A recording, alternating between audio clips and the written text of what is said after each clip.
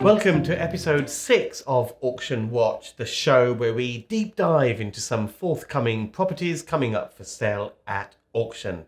In today's episode, we're looking at a shopping centre which is producing a massive 43% yield, and a Starbucks in Slough which rents out for 100k per year. That's all coming up, and to help me delve into these auction lots, I'm of course joined by my regular auction supremos, Piotr Rusinek, Jay Howard and Rod Turner. If you're new to this channel, make sure you subscribe and hit that bell icon. We put out new content each and every week, all dedicated to keeping you on top of your property investing game. And smash that like button. Don't go away without smashing that like button. So let's get on with it. First up, we're looking at a shopping centre up in Coventry with a 43% yield. Jay, what's this one about?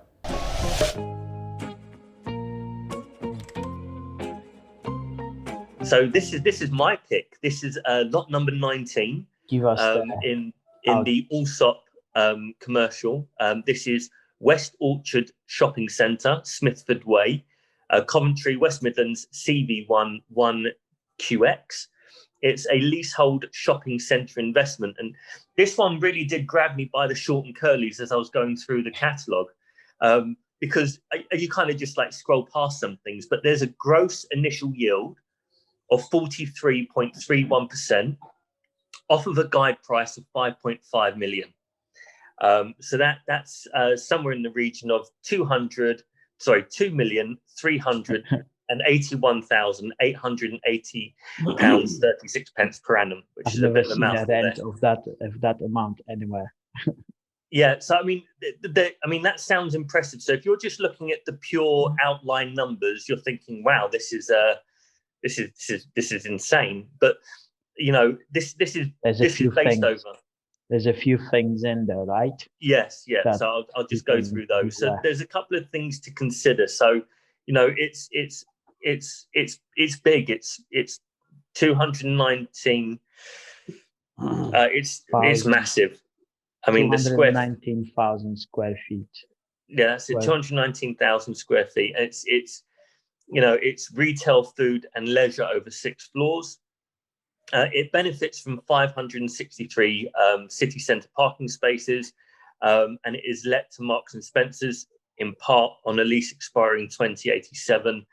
The shopping centre will be subject to VAT, and there's an average footfall for 2019, which was 7.1 million people in and out of the property. It is centrally located, so if you're following a Ranjan methodology, this is CV1, which, you know, if the closer you are to the centre, the more valuable the asset will be. It's a fairly good approximation there. Now, the issues, everyone should be aware that, is it boohoo.com or someone like that have literally just bought out the online business for Debenhams, but they will not be buying and running the physical shops and stores. So Debenhams is Unit A here, and that's pretty much almost half of the whole shopping centre.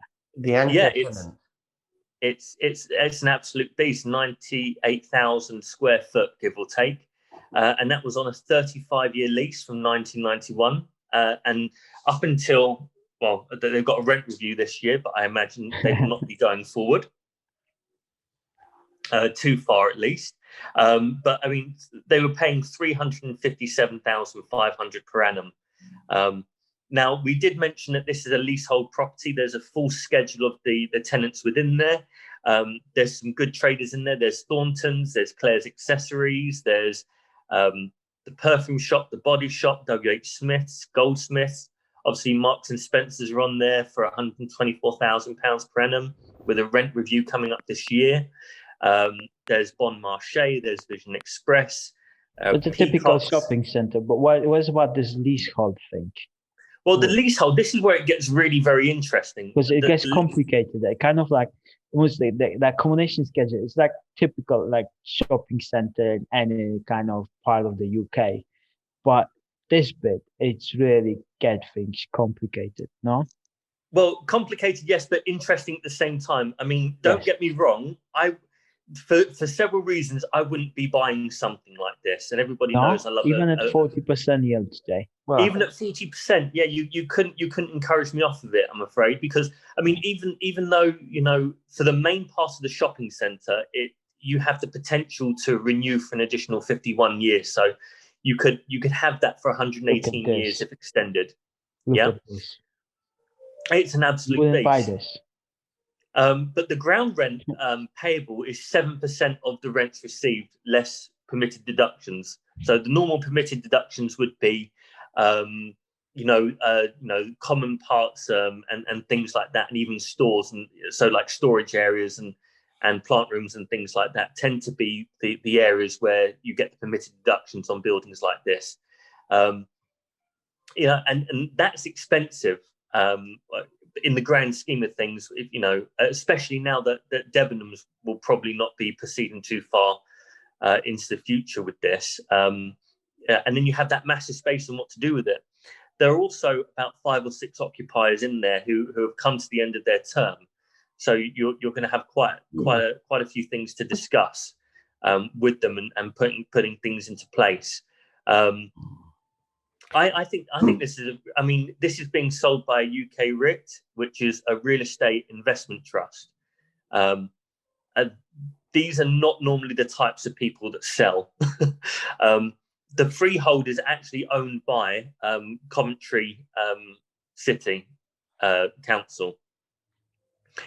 One of the reasons why I wouldn't buy this is that the car park is actually. The full reversion of it is to Coventry city centre. So any income that's derived from that goes to them. And a big part of de-risking an asset like this for me is actually, even if a fair part of it went vacant and you'd want to do something with that Debenhams as soon as possible, I don't think there's many occupiers that will take up that amount of space, but there's plenty of potential to do something else with it. I would have preferred to have kept that car park income, because I think that would be a really good hedge against future losses, especially over the next 100 odd years. But obviously that 100 years only applies for the main part of the building. For the secondary part of the building, there's 33 years remaining with no direct option to renew. So you'd have to probably go in and negotiate that separately, and there's no guarantee of that. So I thought this would be a good one to discuss because of the complexities, and I thought it'd be good to just point out some of the pitfalls here. I thought it'd be really good to hear Ranjan's view on this, because I know he pointed out a shopping centre in Wales recently for our auction previews here. So this is a great discussion, Deal. A couple of points, really. I think there are too many moving parts. I just want to put aside some of the moving parts in terms of multiple leases and different end dates just for 1 second. I think one of the key issues is this strange ground rent calculation as being a percentage of rent. That puts an extraordinarily high tax pretty much on the rents received. But it's only on rents received. So when Debenhams move out, their ground rent actually comes down. It does say on rents received. But this also represents a same concept as we talked about with the HSBC. The seller is a REIT. Their game is not redevelopment or anything like, or repurposing. The issue here is the anchor tenant occupying nearly half the centre is going. And that whole Debenhams ain't going to be another store. You might get a B&M Bargains taking up a small amount of space, or a Lidl or something like that. But that's only going to put a small dent into that 94,000 square foot of space that you got to re-let. So that's going to need repurposing. And one thing that is happening, I'm an investor in a serviced office group, and one of the buildings they've got is actually on, it sits on a shopping centre, and that is actually going very, very well. And I actually see a lot of these places, particularly in central postcode areas, being repurposed. These sort of anchor tenant stores, it's difficult to repurpose them to residential, but they would make quite nice repurposing to some kind of serviced office, co-working kind of space. They're in the right zone. But that is not the ball game of a REIT to do. So that's what Correct. you could do with it. But the problems are the 7% tax on rents, and also the leases all ending at different times, and no real certainty that you can tie that all together. I don't see the 7% ground rent being as big a problem as maybe you do. I totally agree with the office space. The concern is things like getting permission from the freeholder, trying to get the leases kind of moved in together. The benefit is the freeholder is the council, and normally in these situations they want what's best. They want to keep their high streets good. So normally you will find, actually, once you can get through to the right person in the council department and actually get a dialogue with them, it's likely that they will come on board with things. And what I'd want to be doing is, if you are changing that model to serviced offices, then you do then need to change that 7% ground rent of rent received, because there will be massive operational costs involved with that. So that's, I think with that you could change it around so that you have a limited company that rents the space, and then that limited company. You would put that on a long lease, FRI lease, with a specific company again. But where I think there is opportunity is looking at what it's currently got. The liabilities you're going to have are for the operating of that site. So what you need to know is how much is it costing to operate the common parts, etc., which will be serviced with a service charge of sorts. But obviously, the more vacant units you've got, the more the landlord is having to contribute back to those. So the 43% looks fantastic, even if you are thinking, right, we've only got it for 33 years at worst case part of that. But I would be looking at, right, what realistically are the operational costs? I think this would be a brilliant buy for an asset manager who's looking to turn it around and restructure some of those areas in there. I do think it's a good buy. I don't think it's as terrifying as kind of, I know that the market may think at the moment. And I think you need a flexible outfit who's a bit more entrepreneurial than someone like a REIT, as Ranjan's kind of alluded to. It's certainly not within their remit. But I think this could end up being a fantastic buy for someone over the next few years. I think there's an awful lot of opportunity for a good operator. And just to tag on to that, I think I agree with that. And I think also it's going to be the price that it'll go for will reflect the fact that it's going to be a right pain to finance. Yeah. This is going to be an established entrepreneur who can probably leverage funding off other assets they already own in order to buy this without much debt on this asset, because I don't see anyone lending on this, and that's going to affect the price. I would expect it to be more of a small fund or small family office type outfit to be buying this probably in cash and to be looking at it a bit more long term. It does smack of family office as a purchaser for me, because they're the type of asset manager or asset worker who is going to go into this and think, right, where there's muck, there's money, and having Debenhams on that square footage with that kind of percentage of the income leaving, there is a great deal of potential there. Even if you were to go through the service office prop co-op kind of situation, I think there's a lot of value there. And I don't think the local government are going to want to take this on and run it. I think the key with this is working out what the operational costs are going to be and how much of that 7% ground rent will be eaten up by that, because if you factor it in, it might not just be a 7% cost. If your operational costs are high, it could in reality be more kind of 20% once you factor in actually the operational costs that will come against the rent. What are the predictions for selling?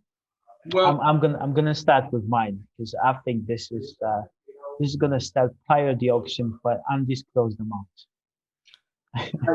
I think I was just about to say it's interesting that it's being in auction, and I would imagine there's already buyers agreed, but it's got to be seen to be going into an auction because of who is selling it.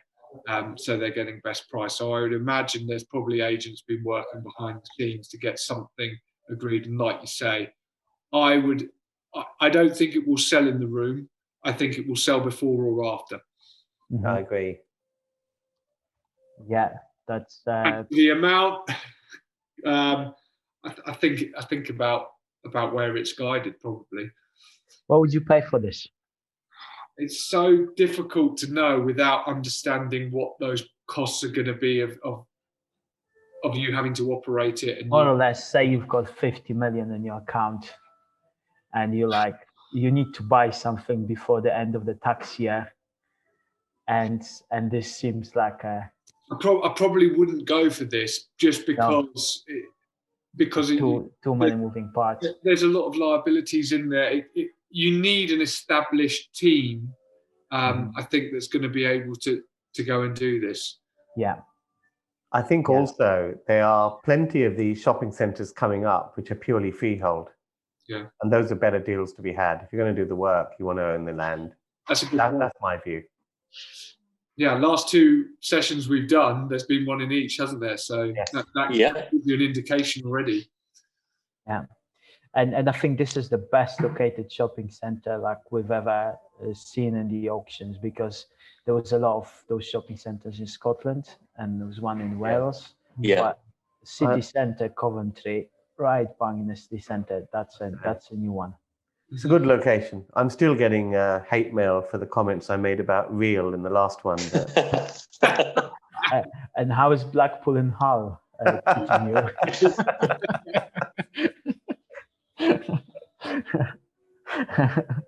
I think you need to apply for political asylum in London. In the Isle of Wight, I think. I can safely go down there. So would you go shopping for that shopping centre up in Coventry? Let me know what you think in the comments below. If you're enjoying this video, don't forget to smash that like button, subscribe so that you're notified as soon as we upload new content. So what we got next is one of my picks, actually, a Starbucks down in Slough.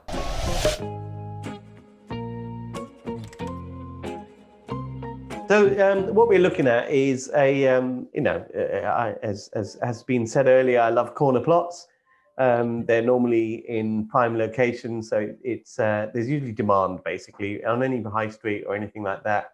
When you're looking at the lettability and viability of the commercial unit, there are always more people interested in a corner position simply because of the signage. You have two lots of shop fronts basically on a corner, and that means that you can't miss it. And really, retail premises are about being like a sort of Venus flytrap. You want to be as open as possible to attract all these footfall that go past. So you're more likely to attract the attention of people if you're on a corner site. So it's nice corner location. That means that it's in a good spot within a generally okay location. What you're buying is a big clump of property, but don't get excited too early on, because the flats are all sold off on long leases, so there's only a ground rent income from that. But what you are looking at is a £100,000 a year rent from the ground floor unit, which is let to Starbucks. So it says here it's let to Starbucks Coffee UK Limited, and it says sublet. Now I haven't actually delved into the legal pack, but what I would gather from that is that it's let to Starbucks, and they have probably sublet it to one of their franchisees. It's a very common model that Seoul Coffee House Limited. Yes. So Seoul Coffee House Limited is the franchisee. They let it off Starbucks, but your agreement is with Starbucks, and you're getting 100K a year. So the important thing to check out during COVID times is, are they paying the rent? It's guided at about 775.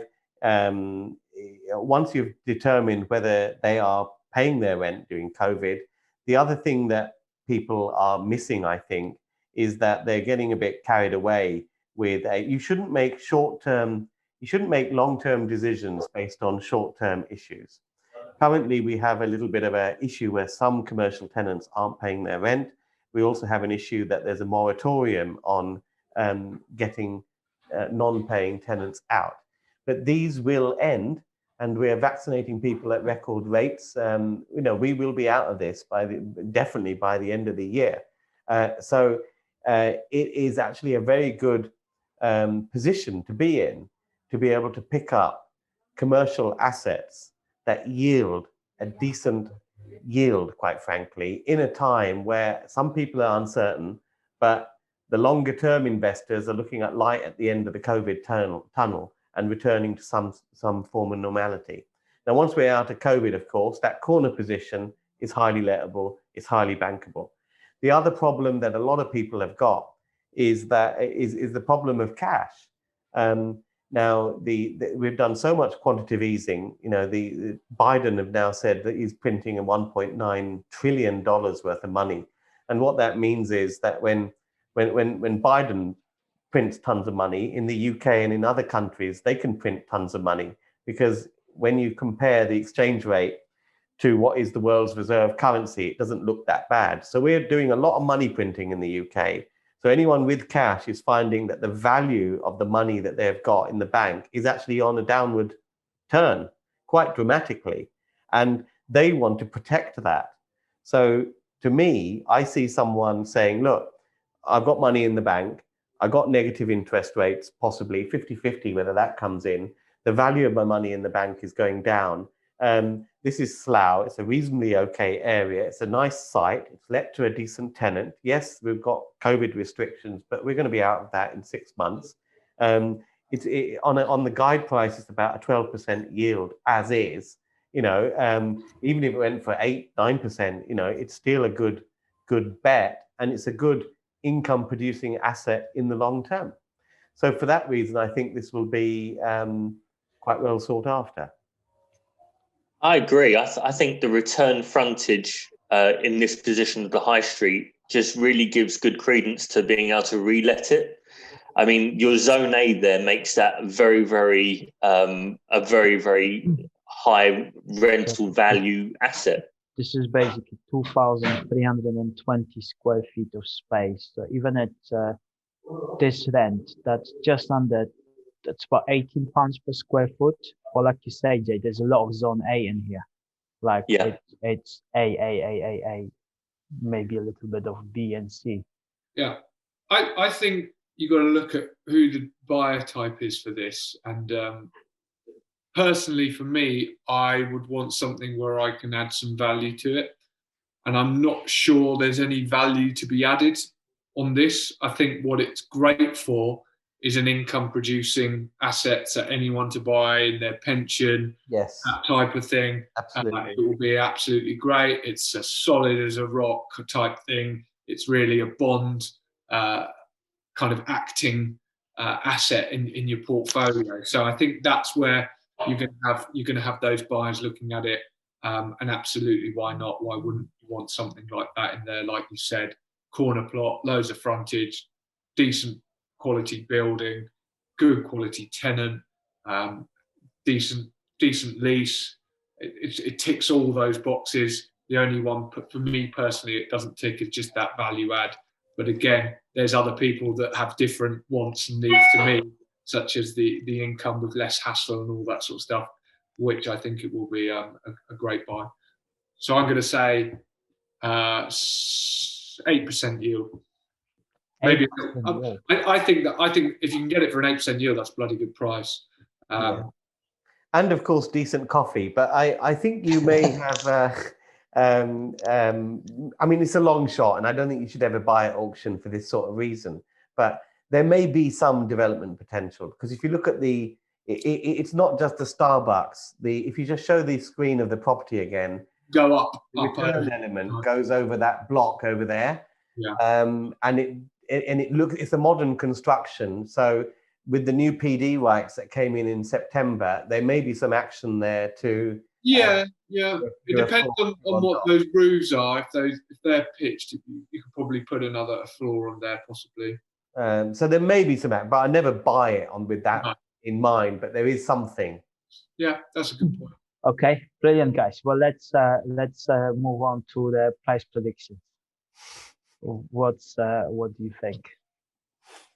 So Rod already said 8%, right? Well, I'm gonna go down a bit to 7.5. So 7.5%. That'll be around 1.25 million.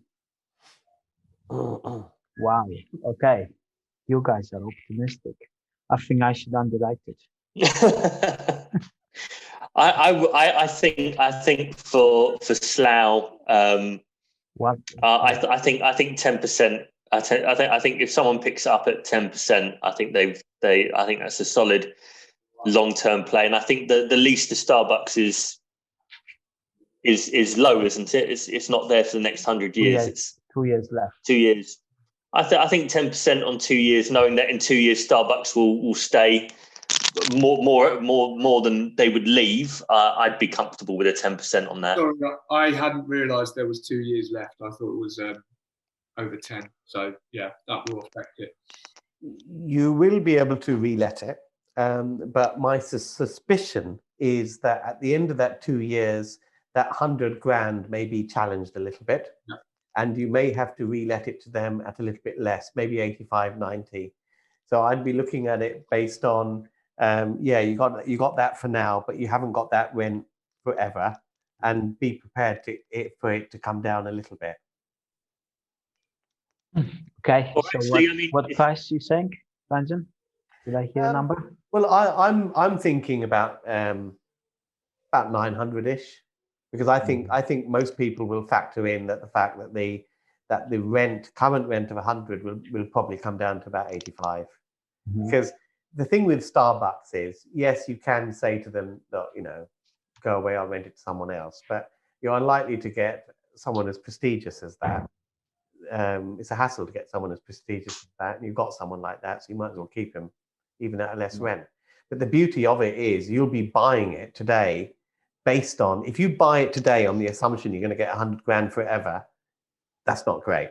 If you buy it today based on 2 years' time, you're likely to get 85 grand, a new lease, then you can get a stonking deal. Yeah, I think it's going to sell for about 925, and someone who wants the income for the next 2 years. Is it actually 2 years away exactly? No, I agree. I was going to say about 950, but yeah, we're on the same page. I'll go 1,050,000. Oh, okay. Peer pressure, Rod, huh? Yeah, if it was a 10-year remaining, then yeah, I'd be a bit more. Yeah. Okay. Good. So have you woken up and smelt the coffee? Let me know what you think of that deal in the comments below. That's all we've got time for this episode, but make sure you subscribe and hit the bell icon so you're notified as soon as we upload our next episode of Auction Watch, where we are featuring a donkey of a deal, a building plot land for sale in Enfield, and also 2 Santander branches in quite nice areas. So that's all coming up next time. Make sure you subscribe and follow us, and see you guys in the next video.